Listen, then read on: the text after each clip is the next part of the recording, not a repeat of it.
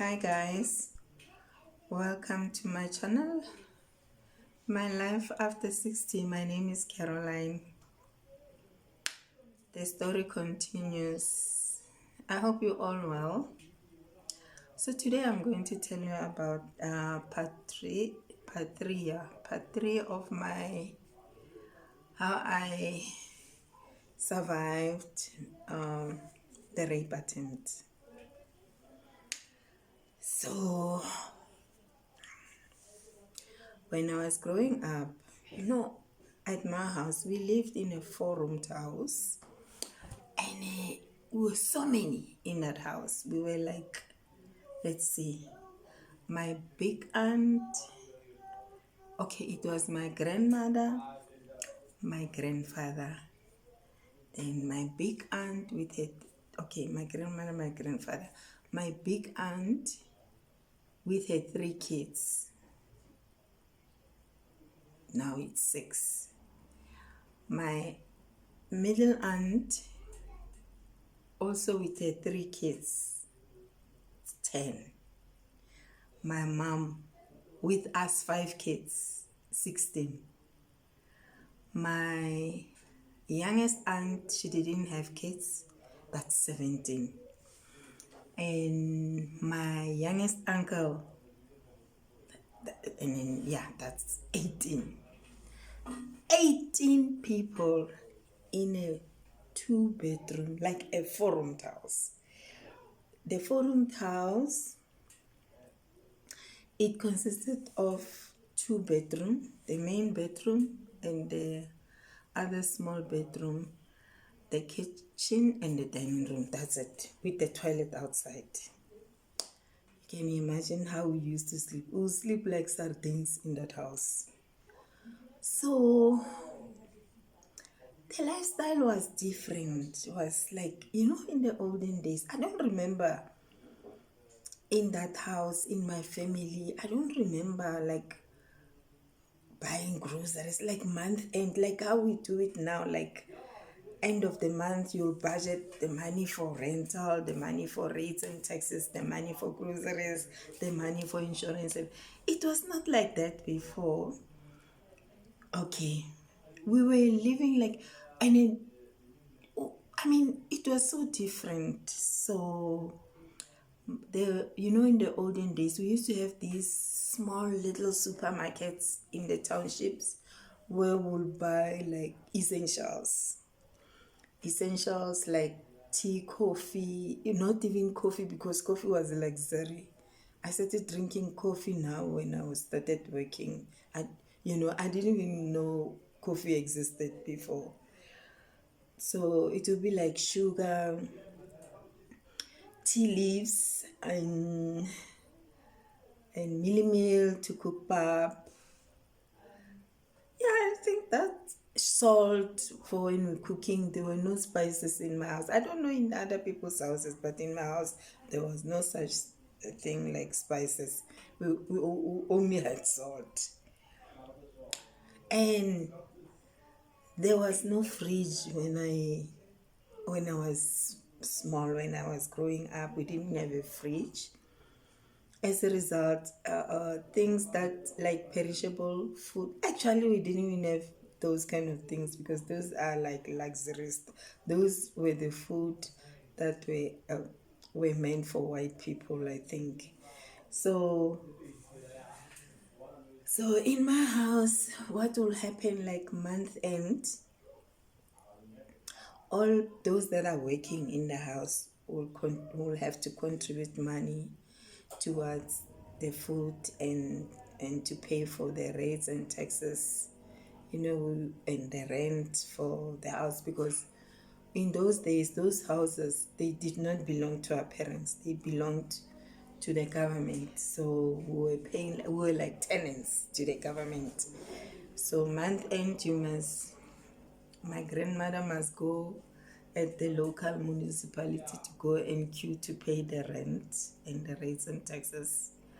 And then there was no rates and taxes. It was just rent. Even the statement, did we have, the receipt? We used to we used to call it the receipt for rent. And it will just indicate the amount, the rental amount. It was not, they didn't break it down like this is for water, this is for electricity, this is for whatever, so sewer and all that. And plus in those days, we didn't even have electricity. We used to use the coal stoves, these old coal stoves to cook. So after school, when we come home from school, we'll be sent. Okay, so month end, this will happen. Our grandmothers or our mothers will go to the local supermarket, the local supermarket, to get the essentials, and the the shopkeeper will give them like a small booklet where every month when they pay, like month end, they'll go and get those essentials for credit, and they'll first pay the ones they took for credit the previous month first, and then from there the shopkeeper will give them another essentials for that month. Every month we'll have the things that we must buy, like sugar, tea leaves, meal, salt, and that's it. And then every day, I'm the first grandchild in that house, so you can imagine all the arounds were done by me. So you'll go to school. After school, when you get home, like around 4 in the afternoon, when people are coming back from work, my grandmother will call me and say, go and buy meat at the butchery. That meat, it will be for just that night to eat. When my grandmother has some little extra cash, then she will send me to go and buy the meat. And the butchery was a bit far from my home, like like maybe 5 kilometers. But if you walk there, yeah, about 5. Yeah, it was a bit far from my house, and you have to walk there. So it was the usual thing. Not only me, with my neighbors, you'll find that the kid from my neighbor, they send them to go buy the meat. We call each other and we go together to go and buy the meat and come back. So this this one afternoon, my grandmother called me and said, go and buy meat. We need to come and cook for the dinner tonight. And then it was around 4:04. And now so now I was thinking, today I didn't see anyone going to buy meat. And I can't go there alone, I'm scared. So I went and called my friend up my street. Her name is Jeanette. I went to Jeanette's house and then I asked her to accompany me to go and buy the meat. Fortunately, Jeanette was free. Then we ran. She came with me. We were always running because, so that when because it's late in the afternoon, so we'll run to make sure that we come back before it's dark. And we are running with a small feet, running to me and Jeanette. We are running to go buy meat. And in the townships, people like to stand around the streets. Like the streets will be packed. People just standing around, like friends catching up, chit-chatting, or people will just stand around in the street, especially boys. And we are running. As we are running, we come to this street called Masrumla Street. No, Makurun's Street. Running. There's a lot of people standing around there. As we are running to to the butcher on the street, me and my friend. There comes this giant and grabbed me here, grabbed me like this. My feet were like doing this, and then I was trying to let go and like crying, screaming and screaming.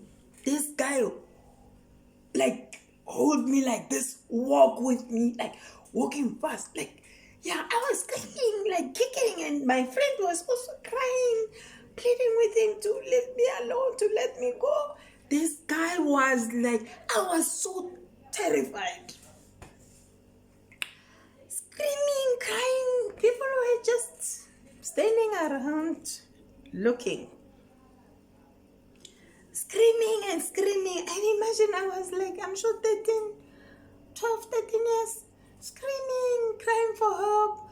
No one came to my rescue. And this guy was like, just holding me without saying anything. I'm scared. Where is he taking me? I'll even show you the street where he was like pulling me and pulling me. You know? And then suddenly, my friend's brother came from nowhere. And then he started running, pleading with this man to let me go. Like he was like pleading and pleading. This guy was like taking me, like pulling me. Yo, I almost tore my dress. And then this boy was like, please, please, please, please, please. And then at some stage, as he was walking, I don't know, he slowed down.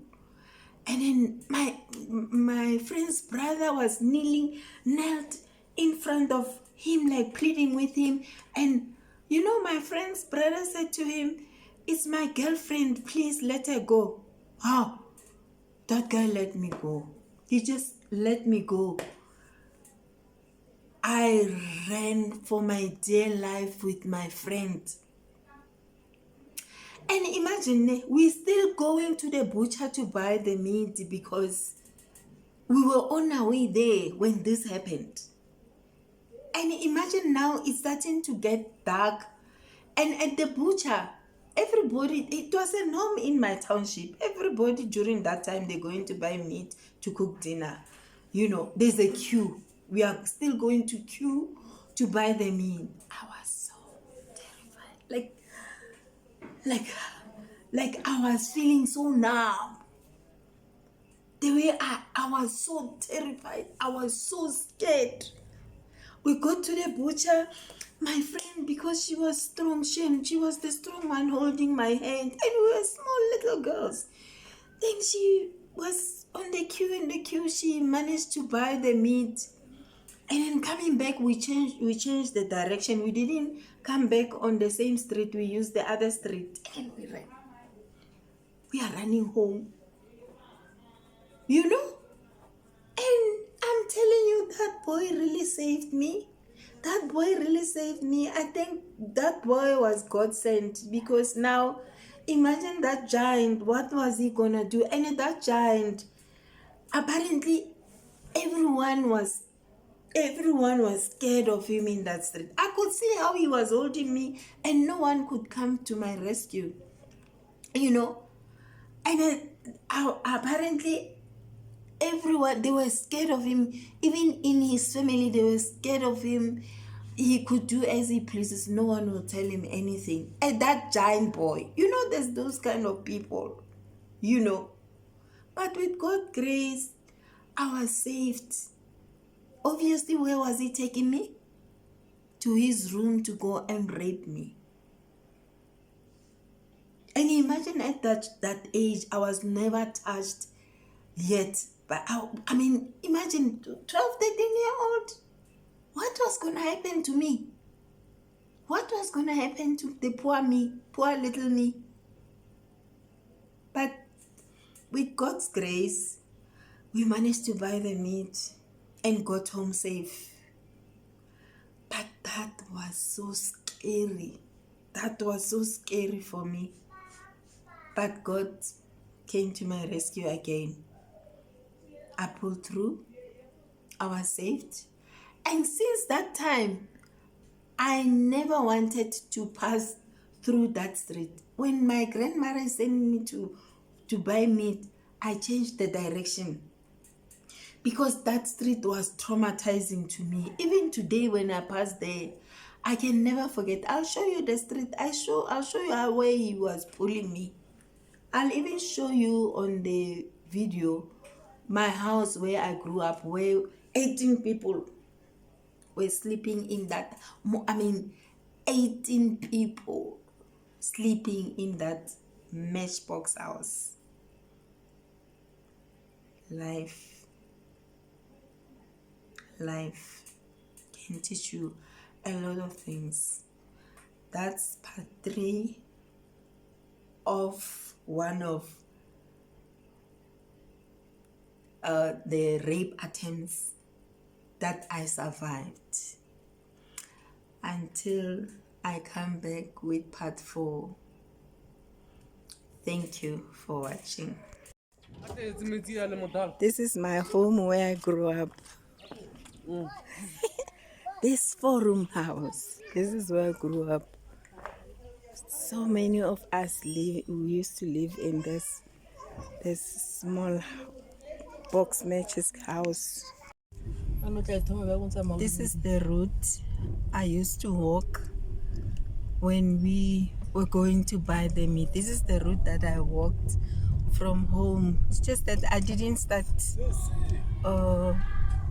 filming from the house, but this is the route. We used to walk by foot. And I'll show you where this giant grabbed me. You know, ish, there's a car behind me.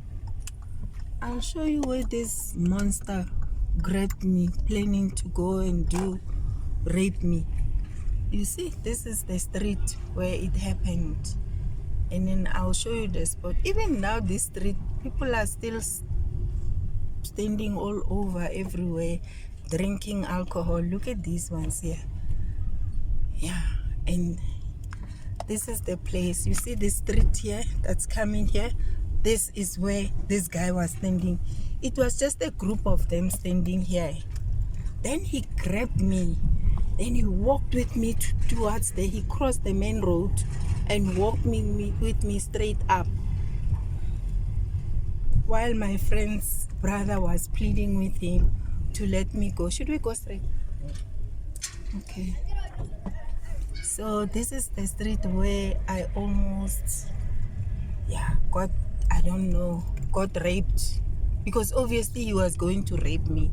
And he's staying in one of these houses here. Because someone did say, in one of these houses here. This guy. Yeah, that's the story of my life. Guys, I got a message that my glasses are ready. So let's go fetch them. Let's go fetch them.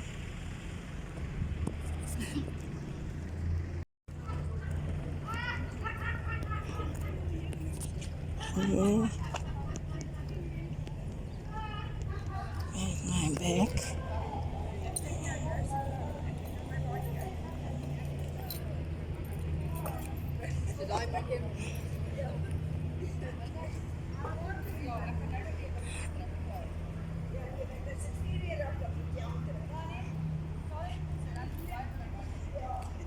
Yeah, it's Specsavers to fetch my glasses. Said they are ready.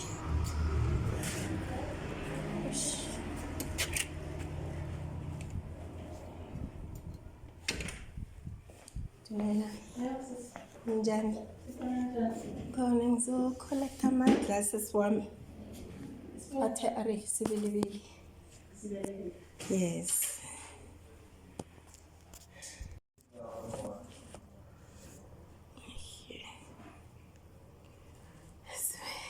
Sweet. Yes, Caroline Sibilivili.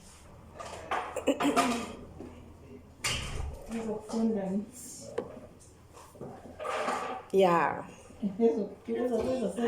How are you? I'm good. How are you? Okay.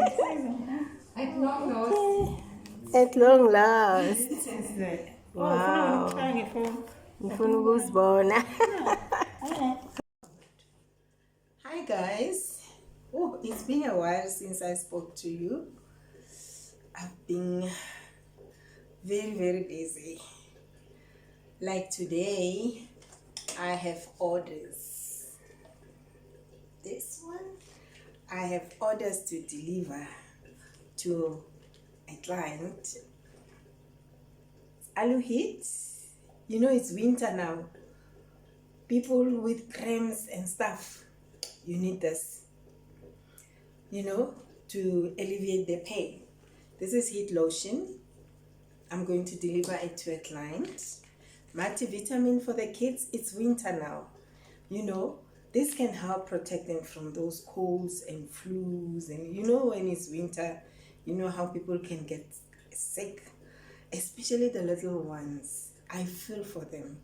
Get this to avoid them being sick. And also this, the lady I'm going to deliver to, she's got a problem with her period pains and stuff like that. This is for her. I'm taking it to her now. I'm going to deliver them to her. You see, people that love themselves and their families. Yeah, it's my deliveries for today. And it is so cold. It is so, hence I'm dressed so thick. I'll be stepping out right now, to go and deliver. Yes, my jacket there. I'm gonna put on my jacket. I'm just waiting for my porridge on the stove. I'm cooking my porridge right now because I believe you cannot go and sell on an empty stomach. Otherwise, you'll end up chowing your profit.